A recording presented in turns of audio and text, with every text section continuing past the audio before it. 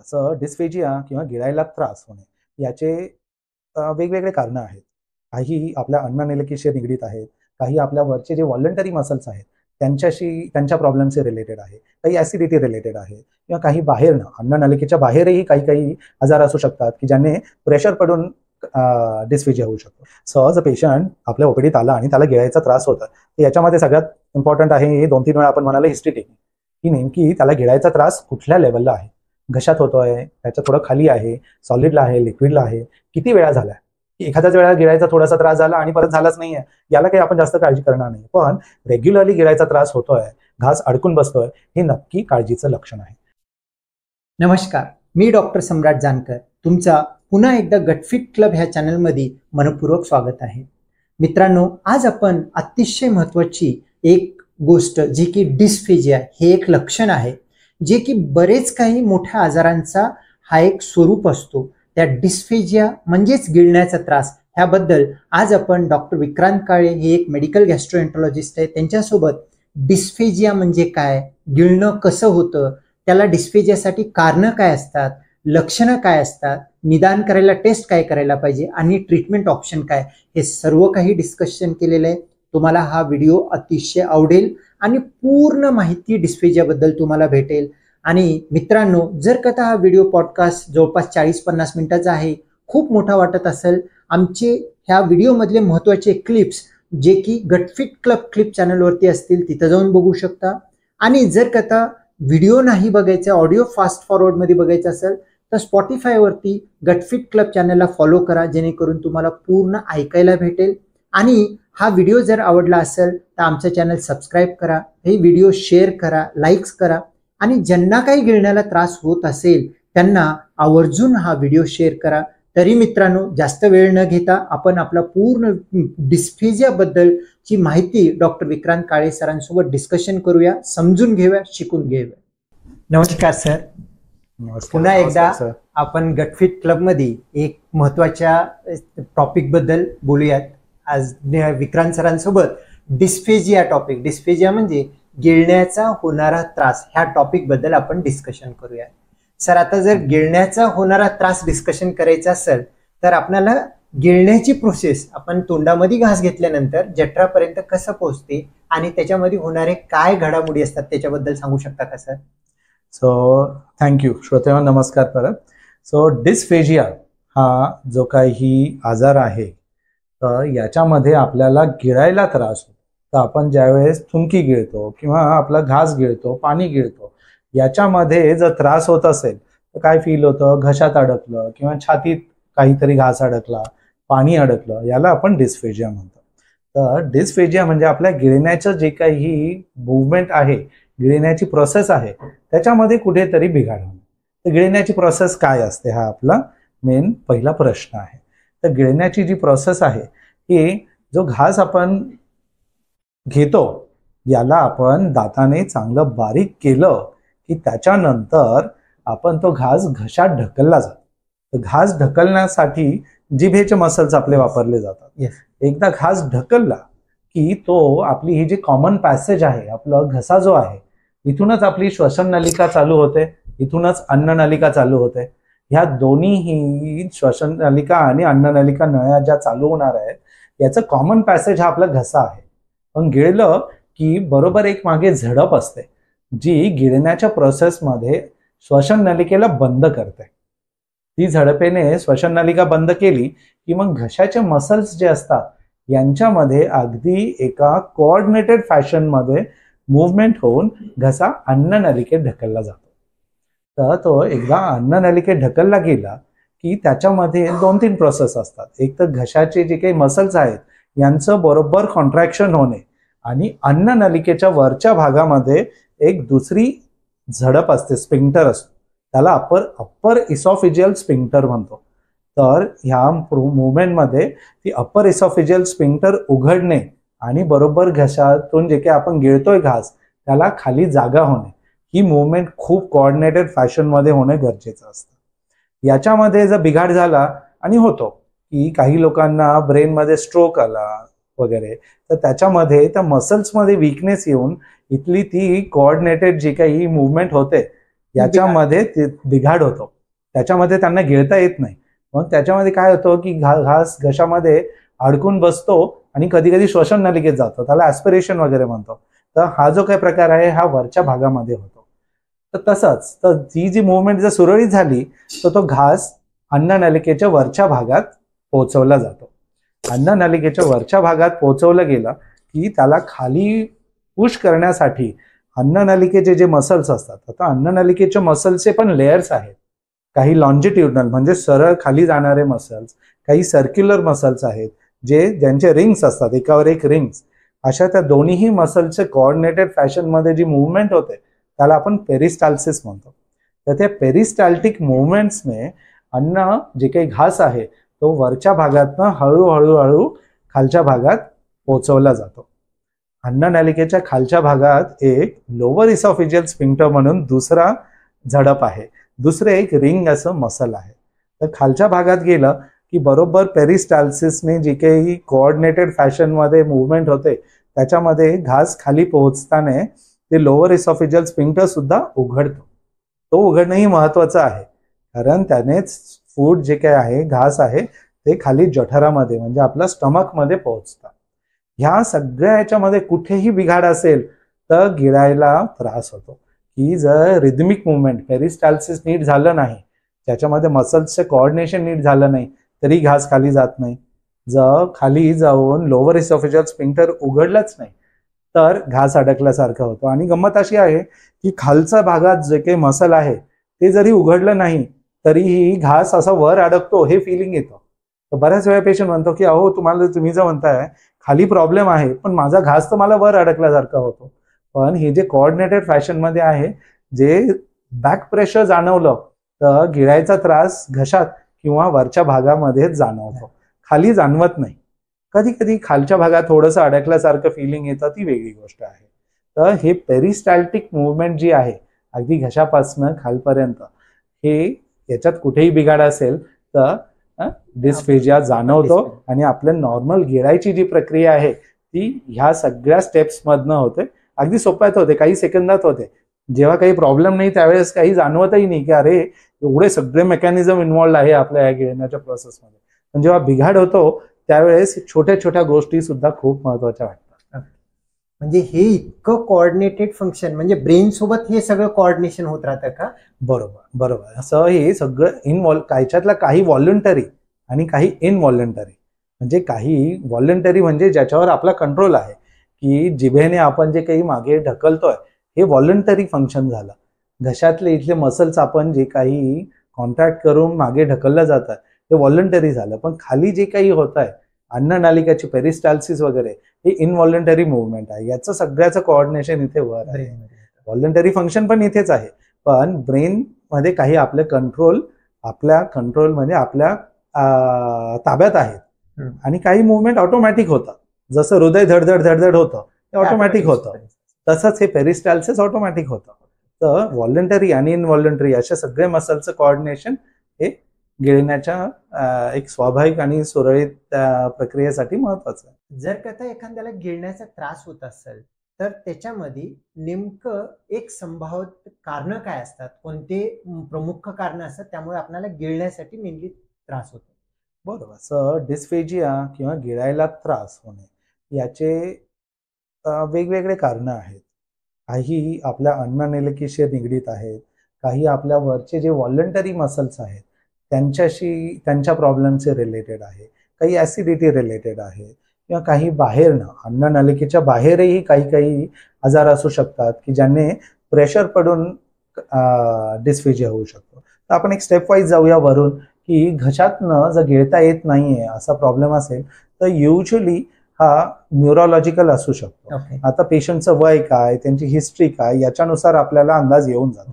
जर एखादा वयस्कर व्यक्ती आहे की ज्यांना स्ट्रोक आला, स्ट्रोक म्हणजे काय तर पॅरालिसिसचा अटॅक येऊन गेलाय, त्याच्यामध्ये ब्रेनमध्ये काही कारणास्तव क्लॉट निर्माण झाला आणि ब्रेनचं ब्लड सप्लाय कमी झाल्यामुळे ब्रेनचा काही पार्ट काम नाही करत. तर ब्रेन आपण जसं आधी म्हणालो की कंट्रोलचं ब्रीथिंग, तर तसंच हे सगळे स्नायूंचं काम सुद्धा त्याच्यावरच डिपेंड आहे. तर ते कोऑर्डिनेशन जे होतं याच्यावर कधी कधी फरक पडतो. जर मसल्समध्ये वीकनेस असेल तर त्या व्यक्तीला पॅरालिसिसचा अटॅक आल्यानंतर गिळायला त्रास होतो.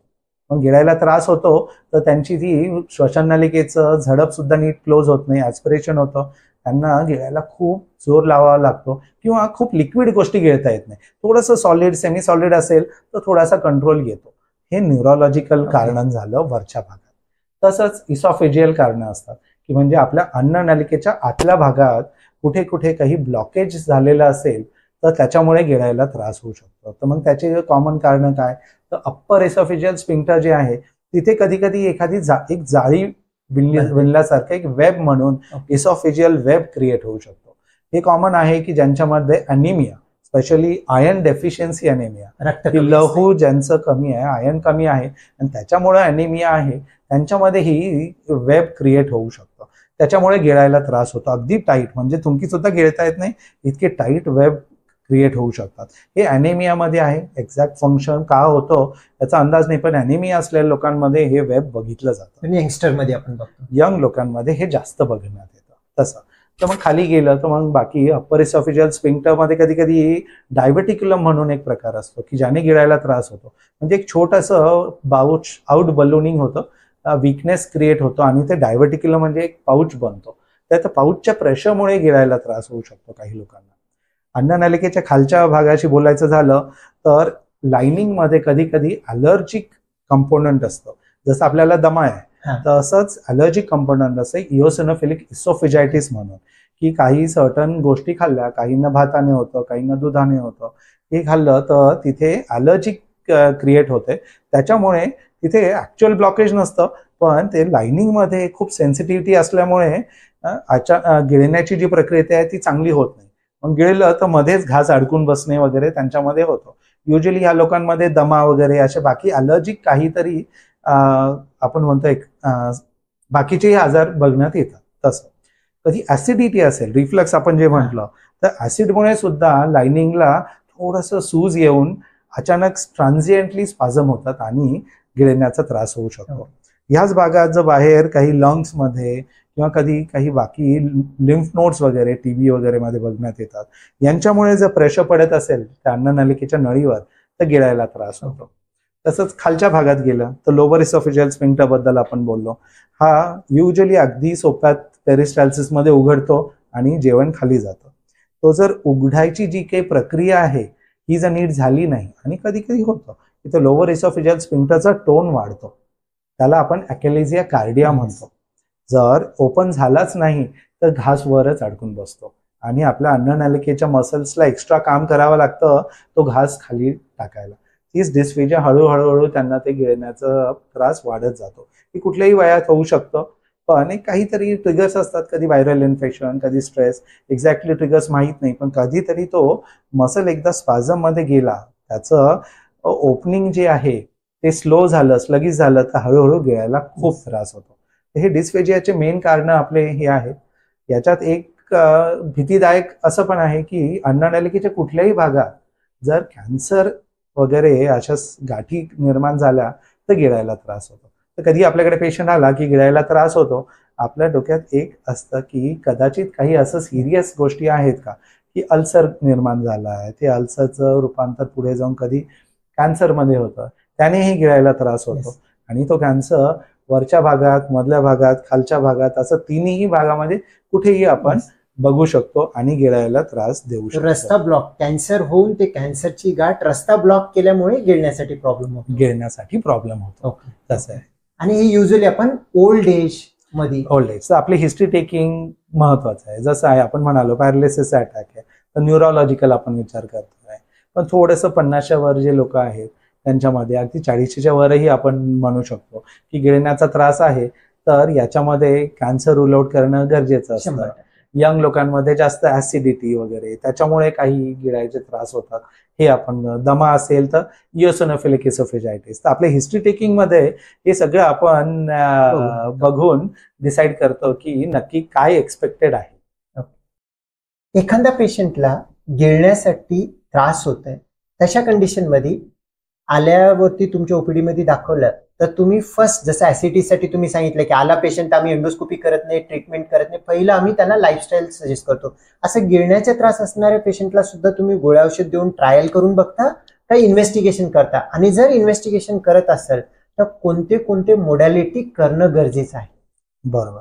सहज पेशंट आपल्या ओपीडीत आला आणि त्याला गिळायचा त्रास होता, याच्यामध्ये सगळ्यात इम्पॉर्टंट आहे 2-3 वेळा आपण म्हणाले हिस्ट्री टेक्निक, की नेमकी त्याला गिळायचा त्रास कुठल्या लेवलला आहे, घशात होतोय, त्याच्या थोडं खाली आहे, सॉलिडला आहे, लिक्विडला आहे, किती वेळा झालाय, की एखाद्याच वेळा गिळायचा थोडासा त्रास झाला आणि परत झालाच नाहीये, याला काही आपण जास्त काळजी करणार नाही. पण रेग्युलरली गिळायचा त्रास होतोय, घास अडकून बसतोय, हे नक्की काळजीचं लक्षण आहे.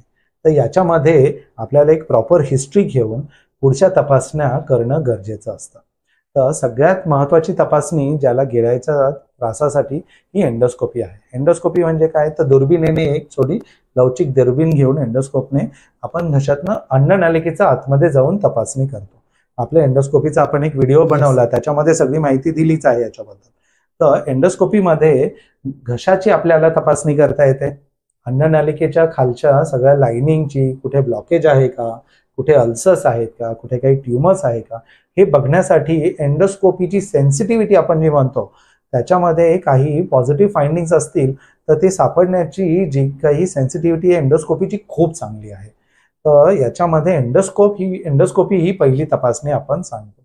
तर याच्यामध्ये आपल्याला वेरियस जे काही फाइंडिंग्स असतात, की कधी पित्तामुळे थोडंसं सूज आहे, अल्सर्स आहे, काही ब्लॉकेज झालाय, कॅन्सर आहे, किंवा लोअर एसोफेगस ओपन नाही होते, तिथं टाईट आहे, अॅकेलेजिया आहे, हे सगळ्या फाइंडिंग्स आपल्याला एंडोस्कोपीमध्ये दिसून येतात. जे काही आपल्याला एंडोस्कोपी मधली फाइंडिंग आहे त्याच्यानुसार आपली ट्रीटमेंट लाईन ठरते.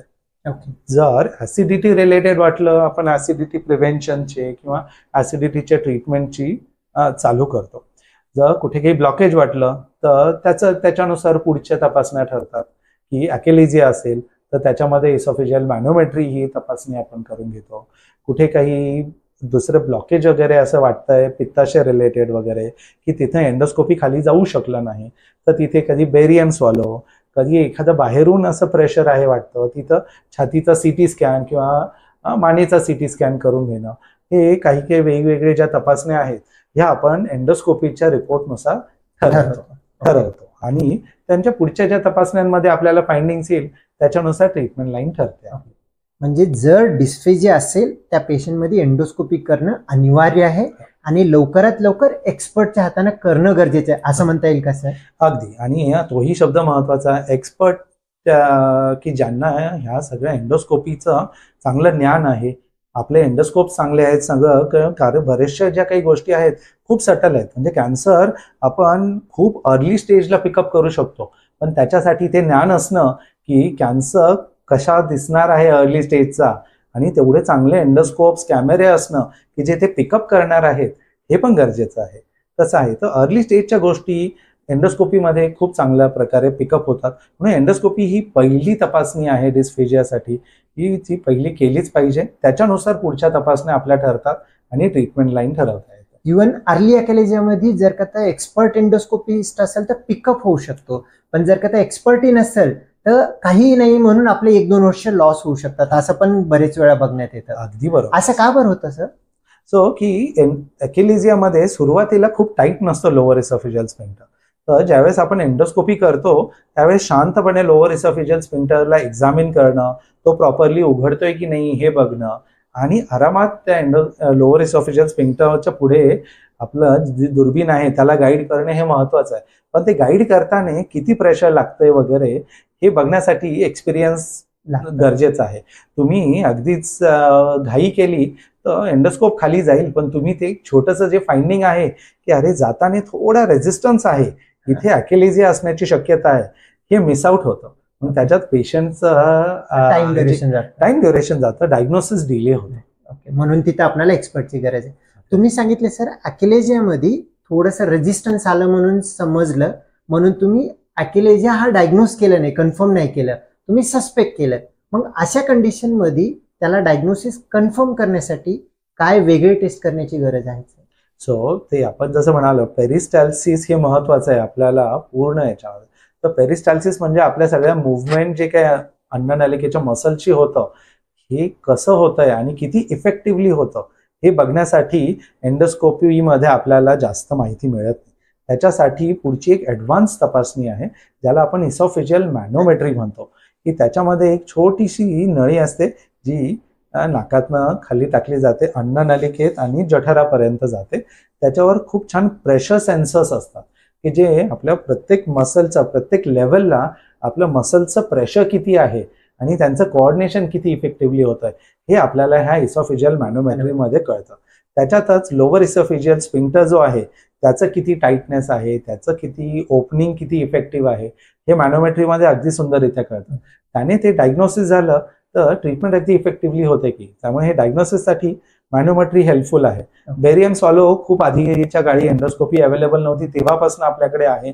अजूनही त्याला थोडासा रोल आहेच आहे की एक डायग्नोसिस कन्फर्मेशन आणि ट्रीटमेंट झाल्यानंतर किती इफेक्टिव्ह रेझोल्युशन आहे हे बघण्यासाठी बेरियम सॉलो एक व्हिज्युअल आपल्याला छान इफेक्ट देतं. बेरियम सॉलो सुद्धा आपण बऱ्यापैकी वापरतो ह्या डिस्फेजियाच्या पेशंट्समध्ये. तर हे मॅनोमेट्री आणि बेरियम सॉलो या दोन्ही तपासण्या आपल्याला हेल्पफुल ठरतात. म्हणजे मॅनोमेट्रीमध्ये आपण गिळण्याची जी प्रोसेस चालू आहे आणि जो आपण म्हणतोय की वरतून आलेला घास, तुम्ही जो काही अगोदर सांगितलं वरतून आलेला घास ज्या वेळेला आपल्या लोअर इसोफेजियल स्फिंक्टरला आला त्यावेळेला उघडायला पाहिजे. हा प्रोसेस कसं होते हे कन्फर्म बघण्यासाठी सगळ्यात स्टँडर्ड टेस्ट आपण इसोफेजियल मॅनोमेट्री करतो. अगदी बरोबर. ओके. आणि जर करता त्याच पेशंटमध्ये एंडोस्कोप करत असताना तुम्हाला असं वाटलं की हे कॅन्सर सारखं असेल तर नेमकं तुम्ही काय करता?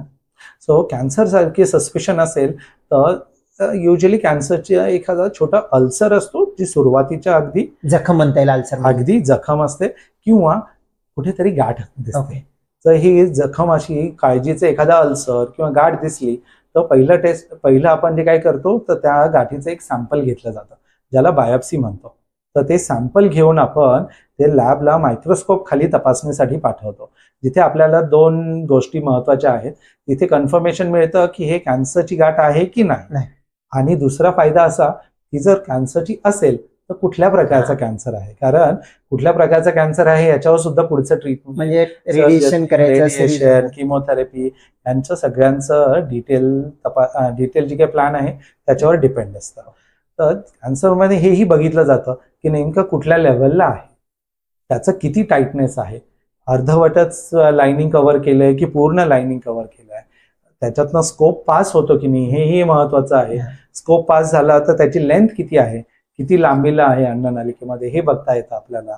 जर पुढे बघितलं तर अजून काही कधी कधी एकाच पेशंटमध्ये 2-2 कॅन्सरही बघण्यात आलेले असतात, कॉमनली असतात. तर स्कोप जर पास झाला नाही तर मग त्याच्या पुढचं जे काही आहे ती जी काही जागा आहे, जठर असेल, लोअर इसोफेगस असेल, त्याच्या तपासणीसाठी आपल्याला अजून बाकीच्याही तपासण्या करतात.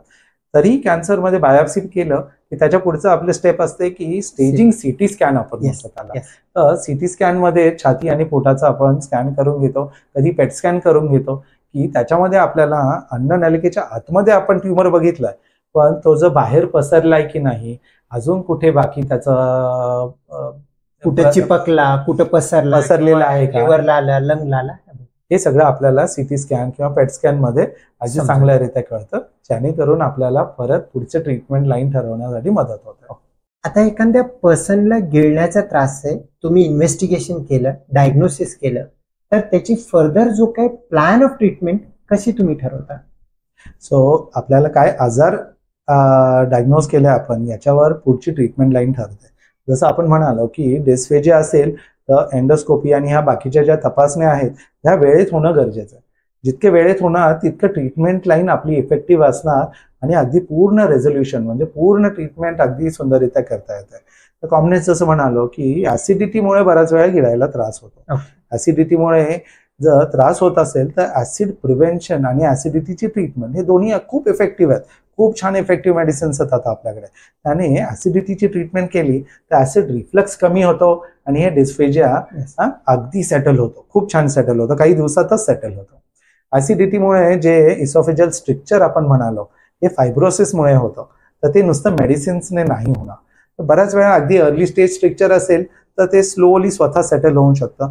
पण जर टाईट स्ट्रक्चर असेल त्याला एंडोस्कोपीने बलून डायलेटेशन म्हणून ही एक प्रोसिजर किंवा मायनर ऑपरेशन आपण म्हणू शकतो, ते केलं जातं, ज्याने ते जे काही ब्लॉकेज झालंय त्याला आपण उघडण्यात येतं. ते उघडलं की पेशंटला गिळायला अगदी सोयीस्कर येतं. म्हणजे बाहेरून आतमध्ये बलून ठेवून त्या ठिकाणी बाहेरून तुम्ही फुगून उघडता म्हणजे ते बलून एक्सटेंड झालं की ते जे काही नॅरोईंग झालंय ती जागा उघडते. उघडलं की गिळायला अगदी सोपं होतं पेशंट. बरेच सेटिंग लागतात का सर याच्यामध्ये? डिपेंडिंग ऑन किती टाईट स्ट्रक्चर आहे. ठीक आहे, खूप टाईट स्ट्रक्चर असेल तर 2-3 सेटिंग लागू शकतात. थोडंसं स्ट्रक्चर असेल तर एका सेटिंग मध्ये सुद्धा काही पेशंट्सला होतं. युजली 2-3 सेटिंग्स लागणारे याच्यामध्येच सर्जरीची गरज पडते, हेही तेवढंच खरं. ठीक आहे, तसंच आहे की जर कॅन्सर आहे आपण कॅन्सरचं डायग्नोसिस करून किती पसरलंय याच्यानुसार ट्रीटमेंट ठरते. तर जर लिमिटेड आहे कॅन्सर तर सर्जरीने अगदी उत्तमरित्या तुम्ही त्याला ट्रीट करताच. रेडिएशन आणि किमोथेरपी सँडविच करून त्याच्यामध्ये सर्जरीला आपण घेऊ शकतो. आणि काही काही स्क्वॅमस सेल कार्सिनोमामध्ये असं सांगितण्यात येतं सर, प्रॉपर जर का त्या किमो आणि रेडिएशन जर का दिलं तर कदाचित त्या पेशंटमध्ये सर्जरी सुद्धा लागणार नाही, असे पण बरेच पेशंट राहतात. अगदी बरोबर, अगदी बरोबर. तर कॅन्सर अगदी ट्रीटेबल अर्ली स्टेज मध्ये पकडणं याच्यासाठी महत्वाचं आहे की जसं तुम्ही म्हणाला कधी कधी सर्जरीचे बिना काही अर्ली स्टेजचे कॅन्सर तर आपण एंडोस्कोपीने सुद्धा एंडोस्कोपिक म्युकोझल डिसेक्शन वगैरे ह्या ज्या नवीन प्रोसिजर्स चालू आहेत याने एंडोस्कोपीने सुद्धा हे कॅन्सर रिसेक्ट करता येतात आता. त्यामुळे अर्ली डिटेक्शन ही खूप महत्वाचं झालं त्याच्यामध्ये. पण लेट डिटेक्शन असेल तरी सुद्धा एंडोस्कोपीने डिस्फेजियाला हेल्प करायला आपल्याकडे आहे की ज्या काही लोकांमध्ये कॅन्सर पसरलेला आहे तिथे ऑपरेशन शक्य नाहीये पण त्यांना काही गिळताच येत नाहीये, तब्येत इतकी वीक झाली आहे की किमोथेरपीला फिटच नाहीये, अशा पेशंट्समध्ये आपण एंडोस्कोपीने एक स्टेंट असतो तर हा स्टेंट टाकून आपण ती जागा मोठी करू शकतो जेणेकरून पेशंट्स खाऊ पिऊ शकतात, त्यांची तब्येत बरी होते आणि किमोथेरपी बाकीच्या ट्रीटमेंटला ते रेडी होतात. सो एंडोस्कोपीचा हाही फायदा आहे. आणि डिस्फेजियाची जी ट्रीटमेंट आहे जर कॅन्सरमुळे डिस्फेजिया आहे तर स्टेंट टाकून आपण ते उघडून डिस्फेजिया रिझॉल्व्ह करू शकतो. स्टेंट तिथे राहून तो उघडून ठेवतो का सर? उघडून ठेवतो. सो हा जो काही कॅन्सरमध्ये टाकला जातो हा परमनंट स्टेंट असतो. हा तिथे राहतो आणि ती जागा उघडी ठेवतो. आणि तो कवर्ड स्टेंट असल्या कारणाने तिथे परत ब्लॉकेज होत नाही, गिळायला पेशंटला चांगला मदत होते. ही म्हणजे लेट स्टेजच्या पेशंटमध्ये बरोबर, जिथे सर्जरी ऑप्शन नाहीये तिथे आपण हे स्टेंट एक ऑप्शन वापरतो जेणेकरून त्यांचं थोडं ते गिळण्याला त्रास म्हणजे न्यूट्रिशनच नाही ना. न्यूट्रिशन तर एक भाग झाला पण खाता येत नाही ही जी फिलिंग आहे ही एक त्रासदायक आहे. त्यामुळे ते गिळण्याचं जे त्रास आहे हा त्या स्टेंटमुळे बऱ्यापैकी रिझॉल्व्ह होतो. खूप काय अनेस्थेशिया वगैरे काहीही न देता त्यांचा आज जो गिळण्याचा त्रास आहे पेशंटला दुसऱ्या दिवशी स्टेंट टाकल्यानंतर तो इझिली गिळतो आणि त्याला खूप चांगलं वाटतं त्या गोष्टी. अगदी न्यूट्रिशन तर इम्प्रूव्ह होतच पण mentally they are much better की मला आता गिळता येतं, मला स्वतःच खाता येतं, ही एक फिलिंग खूप छान असतं. तसंच आहे. सो झालं ऍसिडिटी जे मेन कारण आहे कॅन्सर आहे. तसंच अॅकिलेजिया कार्डिया जे आहे ते लोअर इसोफेजियल स्फिंक्टरचे जर टाईटनेस आहे त्याला आपल्याला व्हेरियस प्रोसिजर्स करता येतात. काही आता नवीन एंडोस्कोपिक प्रोसिजर्स आहे जे करू शकतो किंवा लॅप्रोस्कोपीने तुम्ही करता सर, ज्याला आपण हेलस मायोटॉमी किंवा तुमचे वेगवेगळे आता नवीन ऍडव्हान्स प्रोसिजर लॅप्रोस्कोपीने तुम्ही करता की एंडोस्कोपीची मदत घेऊन हेलस मायोटॉमी वगैरे करता. याच्याबद्दल तुम्ही काही सांगू शकाल? ऍक्च्युली सर ते आपण बघितलं तर एंडोस्कोपिक ट्रीटमेंट एक तर मेडिकल ट्रीटमेंट अॅकिलेजियामध्ये खूप कमी आपण वापरतो आणि बटॉक्स जो काय आहे एकदम टर्मिनल इल पेशंट मध्ये तो एंडोस्कोपीने आपण देतो, त्याच्यामध्ये टेम्पररी रिलॅक्सेशन होतो. पण जो ऍक्च्युअली ट्रीटमेंट आहे सर्जरी जो असतो जो रिंग उघडत नाही त्याला आपण इसोफेजियल लोअर इसोफेजियल स्पाझम म्हणतो किंवा तो नॉन रिलॅक्सिंग रिंग असतो. मग त्याच्यामध्ये तुम्हाला गिळण्याचा त्रास सॉल्व्ह होण्यासाठी मायोटॉमी म्हणजे सर्जरी करणं हा गरजेचाच आहे, दुसरा ऑप्शन नाही. आता सर्जरी करण्याचे 2 प्रकार आहेत आतापर्यंत आपण बघतो. एक आहे एंडोस्कोपीची सर्जरी करणार आहे ज्याला आपण पोएम म्हणतो आणि तो एकदम अतिशय चांगला आहे. जर एक्सपर्ट हँड मध्ये केलं तर त्याच्यामध्ये रिझल्ट एकदम चांगले भेटतात.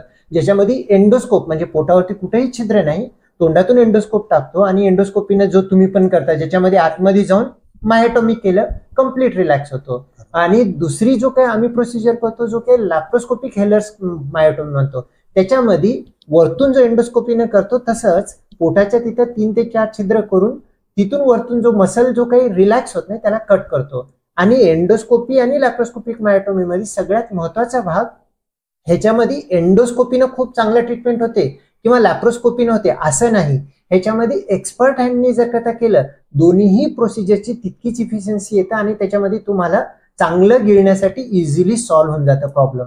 पण लॅप्रोस्कोपी केलं तर त्याच्यामध्ये ॲडेड ॲडव्हान्टेज हा होतो की तुम्ही हा प्रोसिजर म्हणजे जो लोअर इसोफेजियल स्पिंटर आहे जो उघडत नव्हता, तुम्ही मायोटॉमी केलं, कट केल्यामुळे उघडायला चालू झाला. पण त्याची नॅचरल काम हे आहे की त्याला झडप पाहिजे, म्हणजे तो बंद पाहिजे, जेणेकरून तुमची ज्या वेळेला जठरामध्ये जो काही मिक्सिंग चालू आहे, ऍसिड मिक्स होतो, तो वरती येणार नाही आणि रिफ्लक्स होणार नाही. तर पोएम मध्ये तो प्रकार थोडासा एक निगेटिव्ह ड्रॉबॅक आहे. पण आजकाल बरेच जे पोएमचे खूप एक्सपर्ट जे काही सर्जन आहेत त्याच्यामध्ये अँटी रिफ्लक्स पोएम मध्ये सुद्धा करण्याचं प्रोव्हिजन ठेवतात. पण लॅप्रोस्कोपीची नॅचरल प्रोसेस मध्येच असं असतं, मायोटॉमी करून आपण त्याला अँटी रिफ्लक्सची जो काही फंडोप्लॅकेशन करतो. पण आपण जो काही करतो आपण endoscopy guided laparoscopic healers myotomy म्हणतो. म्हणजे दोन्हीचे फायदे एकत्र घेऊन मॅक्सिमम एफिकन्सी देतो. ह्याच्यामध्ये एंडोस्कोपी आपण वरतून टाकून त्याच्या वरती बघत मायोटॉमी करतो, जेणेकरून तुमची जो काही फेल्युअर आहे की मसल कट नाही झाले म्हणून तिथं तुम्हाला रिकरन्स होणार आहे किंवा गिळण्याचा आणखी नंतर त्रास होणार आहे, ह्याची शक्यता खूप कमी होते. त्याचसोबत इतकं प्रिसिजन न केल्यामुळे तुम्हाला लिकेजचे चान्सेस, जो काही करत असताना काही तर इंजुरी होऊन लिकेज व्हायला पाहिजे ह्याचे चान्सेस कमी होतात. आणि त्याचसोबत तुम्हाला फंडोप्लॅकेशन केल्यामुळे रिफ्लक्सचे सुद्धा बरेच काही चान्सेस कमी होतात. हा जो आपण करतो त्याला पण endoscopy guided laparoscopic healers myotomy म्हणतो. बरोबर, कारण फेलियर रेट डिपेंड्स ऑन की तुम्ही ती मायोटॉमी किती प्रॉपरली आणि किती ॲडिक्वेटली केली आहे. की खूप काही मसल कट नाही करायचा, पण जो टाईट मसल आहे तो पूर्ण कट झाला पाहिजे. याच्यासाठी हे एंडोस्कोपी गाइडेड जे काही लॅप्रोस्कोपिक मायोटॉमी आहे हे अगदीच सुंदररित्या रिझल्ट मिळतात. आणि अॅकिलेजिया हा एक आजार असा आहे की जिथे ऑपरेशन झाल्यानंतर अगदी दुसऱ्याच दिवशी patient get such good relief. किती छान रिलीफ येतो की जे महिने आणि वर्ष त्यांनी त्रास काढलेला असतो तिथे मायोटॉमी झाल्यानंतर दुसऱ्याच दिवशी अगदी गिळायला खूपच सोपं होतं त्यांना. So very good.